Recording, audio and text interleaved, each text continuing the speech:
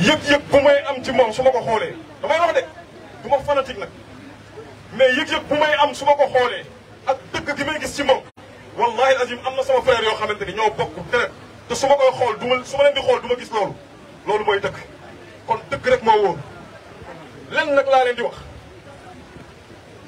mooy ne bu kenn yoxi bu ñu xoqatal kenn pour lan ma wax loolu mooy gis nga combat dans l'histoire bu ngeen xoolee dans l'histoire combat bu boo fi gis dans l'histoire ak nu mu metti fin ba day mel ni ñi nekk ci dëgg dañoo perte fin bi day mel ni ñi nekk ci dëgg dañoo perte te loolu ni nga koy xamee mooy guddi bu ngeen ko gisee guddi buy guddi day lëndëm crise lu muy gën a guddi di gën a lëndëm mais aussi lu muy gën a guddi di jege fajar xoolal léegi bët set su ngeen gisee maanaam gis nga jàpp nañ président Ousmane Sonko ñu bëri inquiété wu ne mais maa ngi leen di waatal ci yàlla ne leen Macky Sall ak ñi mu àndal ñoo gën a inquiété wu ils sont très inquiets parce que li yàlla di def da koo def ba noppi ma dalal seen xel na ngeen dalal seen xel yéen ñëpp A ba Z waxantuwuñu moom xam na ni day perte Macky Sall xam na day perte dafay daanu te rien ne nous arrêtera inchallah. Asalaamaaleykum. Merci beaucoup, Moussa Ndir. Alors, pour ceux qui ont besoin de casquettes, parce que vous avez vu qu'il y a le soleil, vous pouvez vous en procurer ici, avec l'équipe de PASTEF. Il y a des casquettes, il y a des t-shirts si vous souhaitez. Merci beaucoup. Donc les casquettes sont à 5 €. Merci beaucoup. Nous allons commencer. Donc si les personnes qui veulent parler, il faut passer par là pour s'inscrire et on pourra leur donner la parole. Avant tout, nous allons commencer par M. Alioune Sall, qui est le député de la diaspora. M. Alioune Sall, qui est le coordonnateur également de PASTEF France. M. Alioune Sall, le coordonnateur de PASTEF France et député de la diaspora.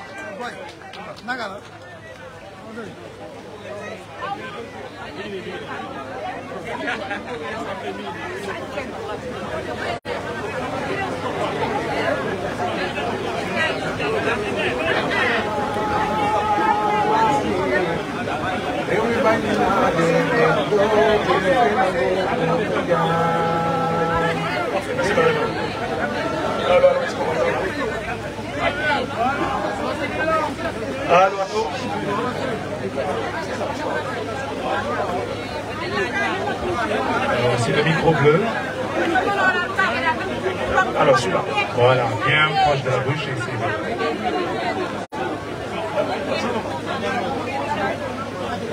Allô. Merci Mariama. Merci à tous d'être là. Je vais d'abord m'associer au remerciement pour les nuyu ba pare. Content vraiment que vous soyez venus nombreux comme la dernière fois. On l'avait annoncé il y a 3-4 semaines qu'on allait tenir une série de manifestations.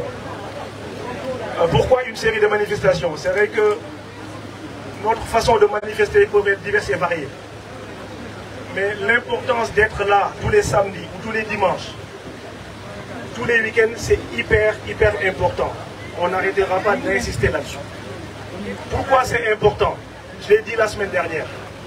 Je vais peut-être me répéter pour ceux qui étaient là, je suis désolé. Mais notre mobilisation, notre détermination, encore une fois, doit rester de mise. Parce que nous sommes tous Sénégalais. Ce rassemblement-là, ce beau rassemblement qu'on a eu l'occasion de faire, si c'était au Sénégal, on n'aurait pas pu le faire. Pourquoi? Parce que il y a une seule personne qui estime que la démocratie doit être morte au Sénégal, que toutes les voix qui sont dissonantes à son régime doivent être éteintes. Et ça, on ne peut pas l'admettre en tant que pays démocrate. On ne peut pas l'admettre en tant que démocratie. Parce qu'encore une fois, je le répète, nous ne sommes pas nés esclaves. Nous sommes tous nés libres. Nous sommes nés dans un pays qui s'appelle le Sénégal, avec une démocratie que les parents et les arrière-grands-parents ont arraché de haute lune. Des gens sont morts pour qu'on puisse manifester. Des gens sont morts pour qu'on puisse avoir une liberté d'expression. Des gens sont morts pour qu'on puisse s'exprimer librement. Aujourd'hui, sous le dictat de Macky Sall, il a décidé de faire fi de tous ces combats, de toutes ces luttes qui ont été arrachées par les grands-parents, et de manière injuste, de manière arbitraire. Et ça, quand je dis que la diaspora est la dernière rempart, c'est important. Au-delà des remerciements, encore une fois, je vous en supplie, il faut que nous soyons là. Il faut que nous soyons là parce que aujourd'hui, on a 1600 personnes dans les geôles de Macky Sall, emprisonnées arbitrairement. Il faut que nous soyons là pour ces gens-là. Il faut que nous soyons là pour le parti PASTEF, qui demeurera et qui vaincra, Inch'Allah. Il faut que nous soyons là pour ces membres, sympathisants, cadres, dirigeants de PASTEF aujourd'hui, qui n'ont pas la possibilité de pouvoir s'exprimer parce que ils se feront emprisonner mani militari, à chaque fois sur des bases fallacieuses. Il faut que nous soyons là pour ces 1000 et quelques détenus qui sont pour certains torturés, qui sont pour certains privés de liberté, qui sont pour certains exilés, qui sont pour certains mènent une grève de la faim pour protester contre cette injustice qu'ils subissent depuis maintenant. Je pense au président Ousmane Sonko, qui est aujourd'hui à son 20e jour de grève de la faim, 21e. Nous tous ici, avant de venir, je pense que soit on a pris un petit déj, soit on a déjeuné avant de venir. Aujourd'hui, des prisonniers par milliers n'ont pas la possibilité, encore une fois, de manger ni de boire. Donc, comme je l'ai dit et répété la semaine dernière, ça devient même une obligation. Nous, on est là, on se réveille tranquillement, on prend le métro, certains pour leur voiture, on vient, on manifeste. Voilà, c'est 2 heures, 3 jours dans l'après-midi. Honnêtement, et je le dis en toute humilité, je pense que, encore une fois, c'est le minimum qu'on puisse faire pour ces gens-là. Parce que si la diaspora s'éteigne, les gars, c'est fini. Si la diaspora arrête de parler, c'est fini. Si la diaspora ne manifeste plus, c'est fini. Est-ce qu'on est prêt à oublier des centaines de milliers de Sénégalais dans les prisons de Macky Sall? Je pense qu'on est tous d'accord là-dessus. La réponse elle est claire. Donc on se doit d'être mobilisés, on se doit d'être présents. Même j'ai vu des gens même voilà, s'asseoir sur leurs vacances, etc. C'est touchant, vraiment. Mais je sais que ça vaut le coup. Ça vaut le coup, encore une fois, parce que nos frères et sœurs sont en train de vivre les pires primates, honnêtement, les pires primates qu'un être humain même, qu'un être humain puisse vivre. On m'a raconté des gens qui sont sortis, qui ont eu la chance de s'échapper. Il y a même un patriote qui a subi une greffe du pied, encore une fois, qui est en train de pourrir, sans pour autant qu'il puisse même bénéficier de soins. Il a été ramené aux urgences, 2 heures après, il a été remis en cellule. C'est des choses pires, encore une fois, de notre époque. C'est des choses qui sont dignes, encore une fois, indignes même de l'esclavage. Pire ce que l'esclavage a vécu. Donc, de ce fait, encore une fois, nous devons être là. Ça, c'est le combat de principe, c'est le combat qu'on doit mener, déterminer jusqu'à la libération totale et définitive de tous les prisonniers politiques. Ça, c'est hyper important. La deuxième des choses, cette mobilisation doit rester de mise, encore une fois. Pourquoi? Je l'ai rappelé la semaine dernière. Dans 5 mois et demi, 6 mois au max, le Sénégal va changer. Le Sénégal va changer. Pourquoi? Il faut que nous soyons déterminés, il faut que nous soyons conscients de notre force. Notre force, c'est quoi? On sait qu'aujourd'hui, la majorité des Sénégalais sont avec Ousmane Sonko.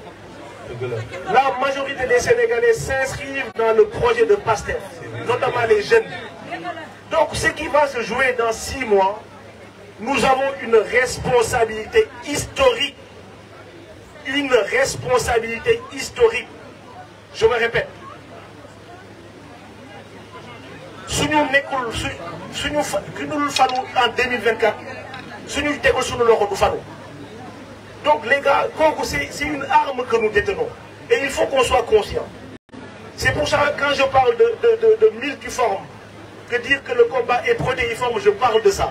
Les mobilisations, ok, on a vu des gens faire des veilles de nuit, on a vu des gens manifester, on a vu des gens faire des actions coup de poing, on a vu des gens même tenter de la grève de la faim, etc.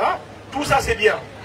Il faut qu'on le fasse de manière organisée et intelligente. Mais la deuxième des choses, encore une fois, faut pas qu'on perde de vue que dans 6 mois, c'est nous qui sommes là, c'est nos relais qui sont au Sénégal, c'est nos relais qui sont partout dans la diaspora qui vont élire le 5e président de la République du Sénégal. Et en quoi faisant, encore une fois, en quoi faisant, le parti est en train de déployer tous ses moyens juridiques, tout ce que vous voulez. Ils sont en train de mener le combat partout et c'est possible. Mais nous, notre responsabilité historique dans tout ça, c'est ce que je disais tantôt, moi, le fait de pouvoir se mobiliser et prêt vraiment à élire notre 5e président. Je l'ai dit la semaine dernière, la diaspora aujourd'hui, on compte dans nos membres et sympathisants pas moins de 100 000 personnes. Sur les 100 000 personnes, chacun va se convaincre de faire voter 10 personnes. Les gars, nous m'avons dit, ce n'est pas un truc pour ramener. Non, non, non, dès maintenant, chacun doit établir sa liste. On s'achemine vers les parrainages bientôt. Il faut que Pastef puisse déployer minimum 1 500 000 de par an. Et ça, c'est possible. Mais ce n'est pas les gendarmes, ce n'est pas les membres de Pastef. J'ai plus de micro. Est-ce que je suis audible ou pas? C'est pas les... Allô. Allô, c'est bon? Voilà. Je disais que ce n'est pas des inconnus, ce n'est pas les responsables de Pastef qui vont le faire. Cette responsabilité, encore une fois, elle nous incombe à nous tous. Chacun a son rôle à y jouer. C'est-à-dire, dès maintenant, chacun va établir une liste en fonction de ses capacités, en fonction de ses connaissances. Voilà. Chacun va dire 5 personnes, d'autres 10 personnes, d'autres 20 personnes. On établit la liste et on suit. S'assurer que ces personnes-là vont parrainer Pastef. S'assurer que ces parents-là, le jour J, vont aller voter et mettre même un tampon. Les gars, si on ne fait ça, Macky Sall, il n'a qu'à faire ce qu'il veut. Mais dans 6 mois, Inch'Allah, on va mettre Ousmane Sonko à la tête de ce pays. Et ça, c'est irréversible. Ça, c'est irréversible. C'est déjà fait. Mais encore une fois, je me permets, vous me pardonnez vraiment la répétition, je me permets d'insister là-dessus. Cette responsabilité, elle n'incombe pas au Pastef, ni aux responsables de Pastef. C'est une responsabilité individuelle. Kousinek, t'as dans Paris joué. C'est la 2e semaine que je vais répéter. Mais s'il vous plaît, faisons nos listes et faisons élire notre président dans 6 mois, Inch'Allah. Merci beaucoup. Je vous remercie.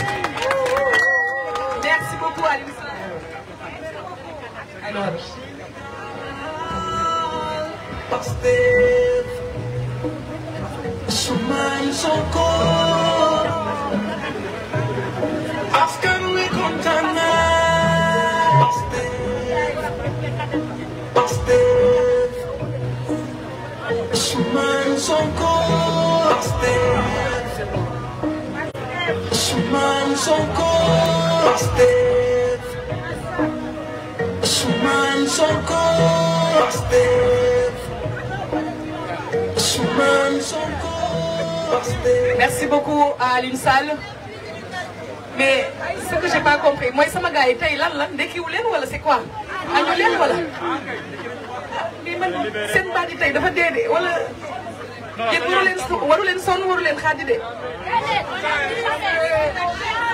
Alors, il faut aussi que je vous dise que, alors pour la manifestation d'aujourd'hui, je vais parler beaucoup plus français. Parce que ce combat, maintenant, est devenu international, vous le savez très bien. C'est plus que les Sénégalais, mais c'est l'Afrique qui combat ce combat.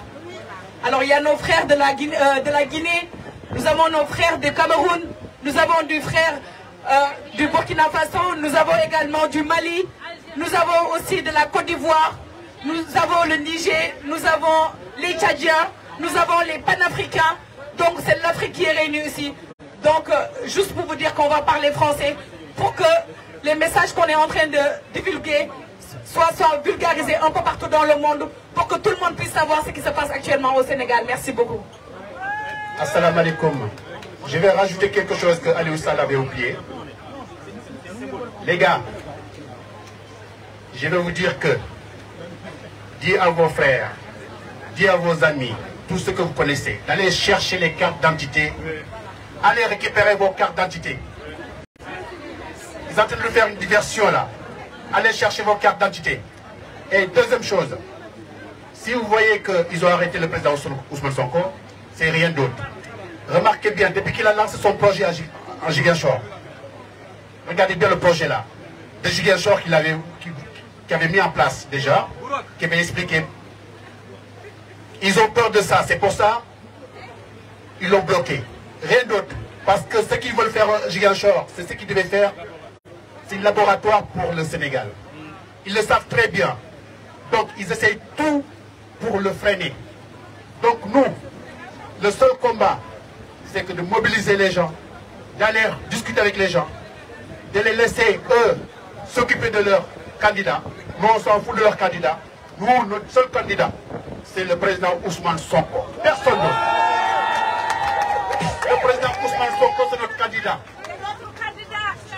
Point barre, les débats, on arrête de rentrer dans leur truc. D'autres a fait ça à 4%, on s'en fout de 4%. Mais nous, on sait, l'Union de la diaspora, on sait ce qu'on représente pour le Sénégal. C'est tout.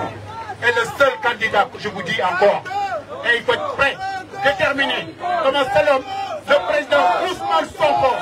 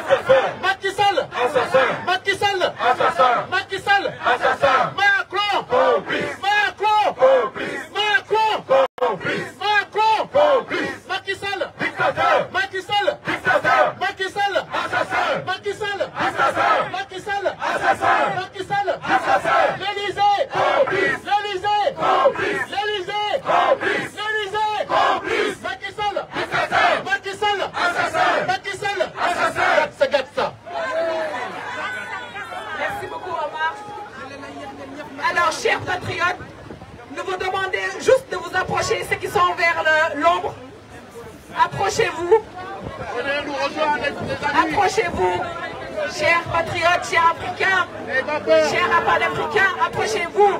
L'heure est au combat. L'heure de la révolution a sonné. Soyez tous au rendez-vous. L'heure de la révolution a sonné. Alors, nous allons donner la parole. Et la semaine dernière, j'ai oublié. La semaine dernière, la cagnotte que j'avais mis en place, on n'a pas éteint la somme qu'on voulait pour les blessés et les prisonniers. Donc je demande à chacun de participer au moins pour les victimes, les blessés et nos frères qui sont dans les prisons. Voilà.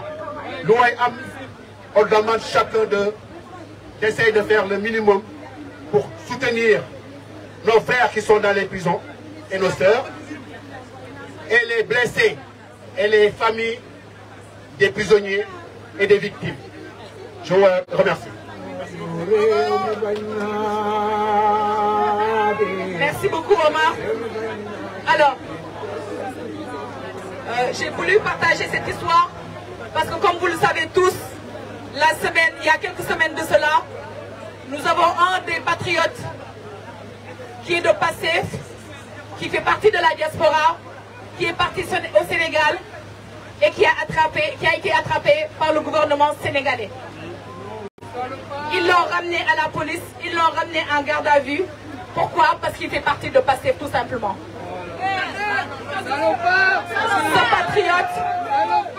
Ce patriote, Pastef France et tous nos patriotes ici présents se sont battus corps et âme pour dire que c'était un patriote qui est bon, exemplaire et qui n'a rien fait, qui a été juste arrêté injustement, ce patriote. Nous avons le coordinateur Alioune Sall et le député de la diaspora qui s'est battu avec toute l'équipe de Pastef qui se sont battus jusqu'à ce qu'il est sorti maintenant. Nous remercions tout le monde. Bravo. Ce même patriote a défié le peuple sénégalais, a défié tout le monde pour montrer que lui, il a le droit d'appartenir à un parti qui est Pastef, comme on appelle le don de soi pour la patrie. Ce patriote, il s'appelle Maodo Ba. Il est ici présent avec nous car il est rentré en France. Merci.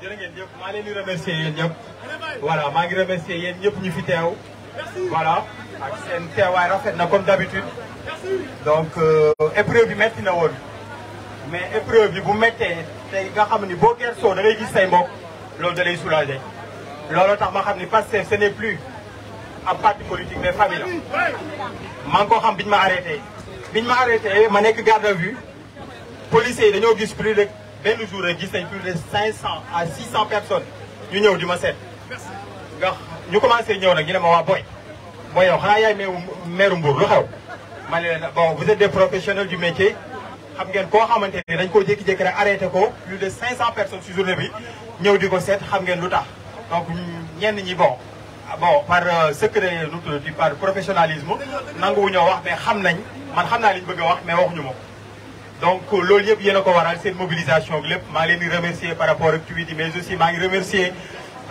l'honorable Aliou Sall moom ak maître Tall voilà maître Diaïta coordonnateur départemental bu Pastef Mbour ñoom ñëpp et mes proches ma famille d'abord donc ñoom nga xamante ni pendant 4 jours nelawuñ guddeeg bëccëg suba ngoon taxaw voilà pour wax leen ni suñu doom da ngeen ko bëgg a tëj leen rek moo tax ngeen bëgg ko tëj c'est parce que Pastef la bokk voilà maa leen di remercier sama xarit ay Mansour Cissé voilà responsable Pastef Mbour voilà ay Abdou Diouf et cetera Ismaïla Aïdara ñoo ñëpp nga xamante ni nelawuñ guddeeg bëccëg suba ngoon pour ma libre jërë ngeen jëf donc voilà bu ñu paree ci loolu ma wax leen ni bon Sénégal boo gisee Sénégalu tey dafa mel ni boo xoolee pays bu mel ni Union soviétique dans les années 30 un régime boo xam ne régime policier la premièrement bu ñu la laajee dañ lay laaj bu ñu la arrêté li ñu lay njëkk a laaj dañ lay laaj ndax bokk nga ci ab parti politique dañ lay laaj duñu la laaj directement ndax Pastef nga bokk mais dañ lay laaj ndax da ngay militer ci ba parti politique man bañ ma oowee laaj ma dama leen ne directement man maa ngi Pastef depuis fin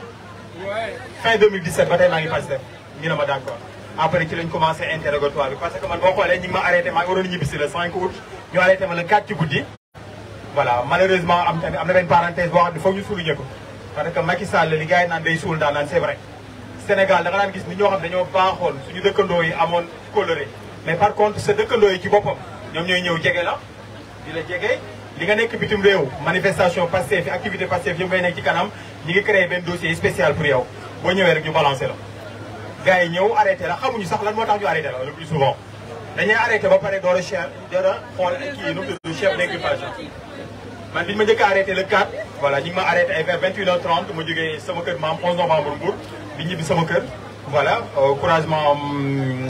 couragement Malikounda ñu arrêté ma voilà avec un véhicule d'intervention plus de 7 à 8 personnes bien armées ñu arrêté ma ñu yóbbu ma police bañ ma yóbbu police ñu may entendre mais avant ñu may entendre tamit man woo naa sama avocat muy maître Tall ma woo ko ma ne ko Tall est-ce que mën nga ñëw Mbour actuellement dañ ma arrêté maître Tall na ma non mais pour l'instant defal li defal la consigne yi ma jox dama ko respecté ñu entendre ma dont les chefs d'accusation étaient que voilà maay financé booy bi ñu arrêté président Sonko booy yi fa nekkoon maa leen doon financé par l'intermédiaire de la diaspora en plus front yi fa amoon yëpp maanaam le 30 ak le 31 man maa ko tijji te man maa ko doon dirigé. nee nañu ay vers timis fu mu jotee damay disparaître man ak samay gars yi kenn duñu gis bay 22h 23h ñu ñëwaat te heure yooyu le front yi tijji te amuñu benn preuve malheureusement. après bañ demee ci journée bi le 5 voilà amuñu benn preuve ci loolu après dañ ma libéré ak insistance aussi di ma laaj sama téléphone te man ma leen sama téléphone du ma leen ko jox parce que man dama bokk ci ab communauté damay protéger nit ñooñu nekk ci communauté bi waaye li ngeen def nii c'est de la dictature aw ma passé criminel aw ma dara ngeen may arrêté di ma considérer comme un criminel. Le criminel c'est Macky Sall. lépp lu ma def Le criminel c'est Macky Sall. Résistance, résistance, résistance, résistance, résistance, résistance, résistance. alors bañ paree ci chef d'inculpation yi njëkk yi ñu xam ne ñoom toppewuñu ma dara après ci lañ ma bàyyi ay vers 17h le 5 ma dem ñibbi sama gaale ñu may naan non da ngay ñibbi ma ne leen non su ma ñibbee nii automatiquement c'est de la lâcheté ndax man jour boobu laa waroon ñibbi si le 5 may leen damay toog sama papa ak sama yaay wax ba sonn may leen damay toog c'est de la lâcheté su ma jékki-jékki rek ñibbi day mel damaa daw après ci laa toog bi ma toogee le 6 fajar 6h du matin bon policiers yi nee nañ ma ñoom depuis 2h du matin 3h ña nga fa mais tant que 6h jot ñu amuñu droit dugg sa kër après ñu ñëw bon policiers professionnels parce que bañ ñëwee après bañ toogee gis ma sama comportement voilà ñuy comment dirais-je am na yoo xam ne sax du ma ko bàyyi ma bañ ko wax pour protéger leen voilà donc ñu yóbbu ma bañ ma yóbbu nag ci lañ indi chef d'équipation yi gën a garaaw premièrement je suis terroriste voilà ñu ne terroriste là deuxièmement ñu ne man maay deuxièmement événement juin yi fi amoon du 1er au 3 si ñu ko financé ci la bokk ba ay nit dee ci destruction de biens publics et cetera alors troisièmement ñu ne appel à l'insurrection li ma nekk bitim réew yëpp damay def ay appel à l'insurrection voilà man maay assurer financement bi entre la diaspora ak front yi ñu tijji nguur yëpp le jour au mois de juin voilà ak bi ci gën a garaaw ñu ne l'avocat de Ousmane Sonko monsieur Branco Juan man maa ko Macky day duul doo terroriste. Macky day duul doo terroriste. Macky day duul doo terroriste. Macky day duul doo terroriste. Macky day duul doo terroriste. Macky day duul doo terroriste. Macky day duul doo terroriste. voilà kooku mi ngi tudd Arfan Chadji ci kanamam laa juddoo màggee fa Mbour 11 novembre sama grand la jërëjëf grand. donc voilà ñu ne man maa infiltré man maa hébergé Juan Branco en plus man maa ko exfiltré ba ñu jàpp ko boor en fait le plus souvent même dañuy wax yoo xamante ni voilà amul benn fondement koo xamante ni mosoo ko gis mosoo bon dégg nga ko xam nga ko nii rek ñu wax loo xamante ni teg ko ci ay ñoo xamante ni ci ay honnête sénégalais ma ne leen comme man bi may wax ak procureur bi laa ko wax ma ne ko man maa ngi France depuis 10 ans man li ma am yëpp Sénégal moo ma ko jox moo tax ba ma jàngee ba pare ba may dem bay jënd kër bu ma neexoon am naa possibilité am France kër mais Sénégal laa tabax sama kër su ma neexoon takk France jabar ndax gentleman la voilà ma dem ba Sénégal takk fa jabar voilà maa ngi sama famille maa ngi koy jël en soin lépp lu ma ko def sama koy sax dama fay nekk ay boy yoo xamante ni seen cursus scolaire normal lu ma jël leen yóbbu leen privé fayal leen tout ça je le fais pour le Sénégal est-ce que kuy def loolu yëpp pour Sénégal dina tourner di taal réew moom après moom aussi il a été professionnel mu ne ma voilà avec sama dossier classé sans suite moo tax ma ñibbisi encore une fois. dañ ma libéré tamit le 8 ak kayita mooy seen papa. comme guinéens yi parce que guinéens yi en 1958 Sékou Touré moom mooy seen papa. comme burkinabé yi parce que burkinabé yi Sankara mooy seen papa mais ñun Sénégal ñi nga xamante ni ñoom ñoo waroon a poser les bases du panafricanisme ils ont été très tôt que ça soit Cheikh Anta Diop Mamadou Diop Valdiodio Ndiaye et cetera. donc moo tax et encore une fois soyez positifs parce que les gens surtout au Sénégal voient Pastef à travers vous si vous vous montrez faible notre projet depuis 2017 ba tey li ñuy def projet yi nga xamante ni ñu ngi koy bind réunion yi ñuy def yëpp ça va tomber à l'eau voilà nous sommes sur le point de remporter cette victoire comme ni ko président Aliou Sall waxee 5 mois 6 mois moo ci des voilà continuons la résistance continuons de résister parce que le président Ousmane Sonko du ñu gën a gore encore une fois ñi may woo di ma naan waa jërë ngeen nii wag naa di ma jàppee comme héros man du ma dara parce que 4 jours rek lañ ma arrêté heureusement vous étiez debout ma famille était debout mais am na ñoo xam ne depuis plus de 1 an ñoo xam ne depuis plus de 6 mois ñoo xam ne depuis des jours voilà ñu ngi ci prison yi dans des conditions tellement difficiles parce que man cellule yi ma nekkoon rek dans le commissariat ou bien gendarmerie wala brigade de recherche bi nekk sorti Mbour ba Sali Douté voilà les conditions de détention sont inhumaines voilà da ngay toog daal lu mat 4 jours nelaw yi ma fanaan ci détention bi ma nelawee mooy bi ma génnee encore une fois jusqu'à présent man maa ngi nelaw ba tey sax voilà moo tax encore une fois maa leen di remercier yéen ñëpp di leen naan di leen jaajëfal te nag ñu continuer encore une fois parce que ce qu'on est en train de faire c'est quelque chose d'historique c'est la première fois qu'au Sénégal on va instaurer benn régime boo xamante ni c'est un régime qui échappe totalement à l'impérialisme qui échappe totalement à la France-Afrique un régime qui ne va écouter que le peuple sénégalais et le peuple africain, afin que nous puissions entrer dans une Afrique nouvelle, dans un Sénégal nouvel qui permet au Sénégal de répondre à l'exigence dont Macky Sall fait plus ou moins allusion, c'est-à-dire Sénégal émergent. Merci beaucoup. Merci Mardo. Résistance. Résistance. Résistance. Résistance. Résistance. Résistance. Résistance. Résistance. Résistance. Résistance. Peuple sénégalais, peuple africain, nous allons résister jusqu'au bout.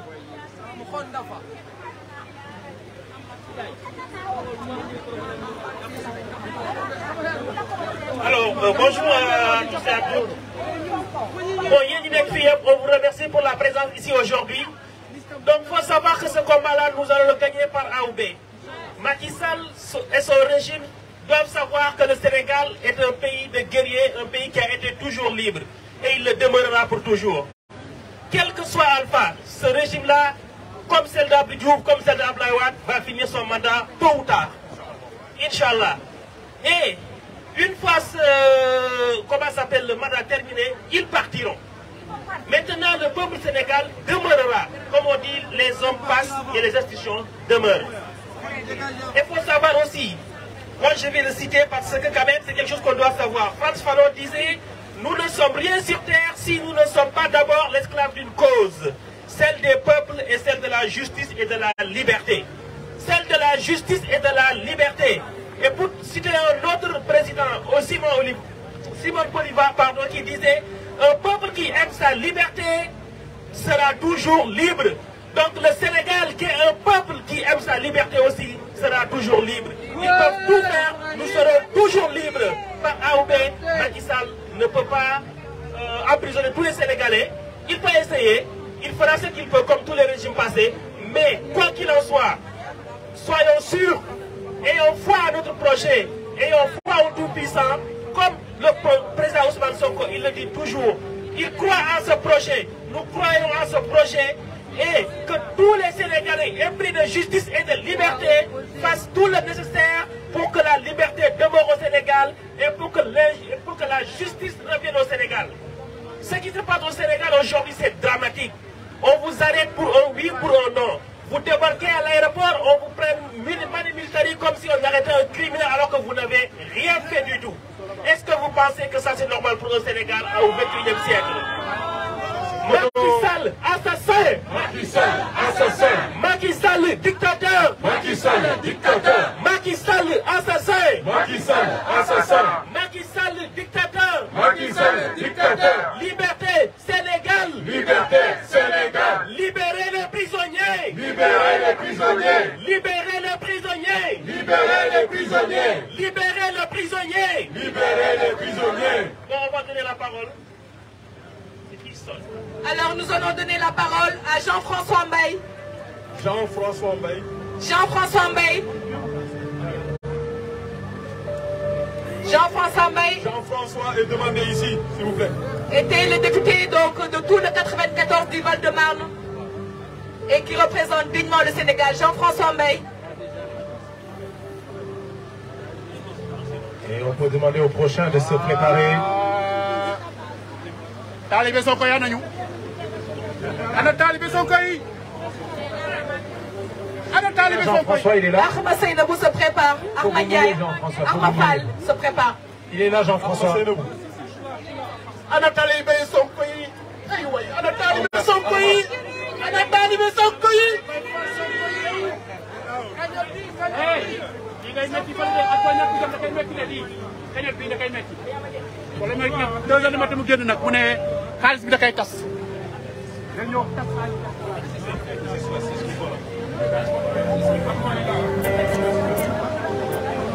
Bonjour à tous. Je vais commencer d'abord par vous dire que la liberté, ça ne se négocie pas, la liberté, ça s'arrache. Et nous sommes là pour arracher cette liberté-là. Nous sommes là pour dire à ce régime qui est totalement à la dérive que notre liberté, que la liberté des opposants politiques, que la liberté du leader Ousmane Sonko, elle n'a pas de prix pour nous. Nous allons l'arracher et nous allons en faire même pas une exception, nous allons en faire la règle. Nous allons en faire la règle. Le Sénégal, beaucoup l'ont dit, et je remercie d'ailleurs au passage le député de la diaspora qui s'est exprimé à l'UNSAL tout à l'heure. Le Sénégal est un pays de haute lutte. Le Sénégal a une jeunesse aujourd'hui qui est consciente, qui le sait, qui a des ambitions, qui a un potentiel. Et c'est ce potentiel-là que nous ne voulons pas gâcher. C'est ce potentiel pour la jeunesse, pour la société sénégalaise et la société africaine dans sa globalité que nous ne voulons pas gâcher. Nous avons tous, moi le premier, compris, des parents, des frères, des sœurs, des oncles, des tantes qui sont au Sénégal, qui souffrent. Alors il faut que nous sortions de notre confort et que nous ne soyons pas les coupables passifs d'un régime à la dérive. Sinon, demain, nous aurons à y répondre et cette réponse-là, elle sera douloureuse pour nous. Alors oui, la liberté, oui, le point levé, oui, la liberté pour tous les opposants politiques et pour cette jeunesse africaine. Merci à vous. Merci Jean-François Bey. Merci. Là, nous allons donner la parole à Arma Ndiaye. Arma. Bonsoir à tout le monde. Bon, aujourd'hui, on est dans une place historique. Oui. On est dans une place historique. Pour la République, lui représente le Tidek. Place pour historique. Je remercie le député Aliou Sall, le frère Yifi Diar Yop, je remercie les organisatrices et les organisateurs. Je remercie les gens qui sont venus. Je sais que c'est un peu dafa am benn waay lu mu wax fii léegi te c'est très important Aliou Sall aussi il l'a dit mbir mi du mbirum Ousmane Sonko kase dañ leen jël sunuy responsabilité dañ leen jël ku ci nekk ci ñun sunuy responsabilité ku ci nekk na nga doxee ni la mbir mi jëree di ko waxee bi may njëkkee mooy nañ leen éviter ñi nga xam ne ñooy décourager loo patriotes yi gis nga ñi ngeen gis ñuy teg ci plateau yi Sénégal ay Seneweb ak ay page nangam yéen a leen ëpp xam-xam fuuf yéen a leen gën a conscient yéen a leen gën a xam li ngeen di wax mais mbokk yi dañ leen di jéem a lëre di leen nax ndax ku si wax li muy wax ñemewu ko danaan man bokkuma benn parti Sénégal imam buy wax lu muy wax bokkuma benn parti politicien buy wax lu muy wax bokkuma benn parti yéen nag ngeen jël seen engagement wala ne ay Pastefien ngeen ak ay Pastefien vous êtes écoute-moi encore doucement laissez-moi parler d'abord vous êtes écoutez-moi s'il vous plaît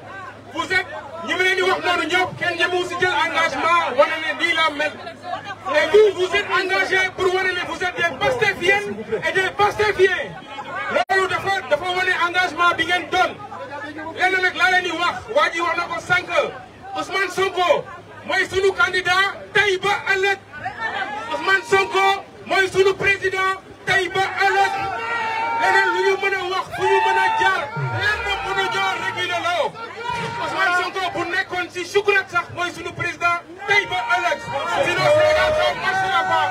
Vive la République, free Ousmane Sonko, liberté, liberté,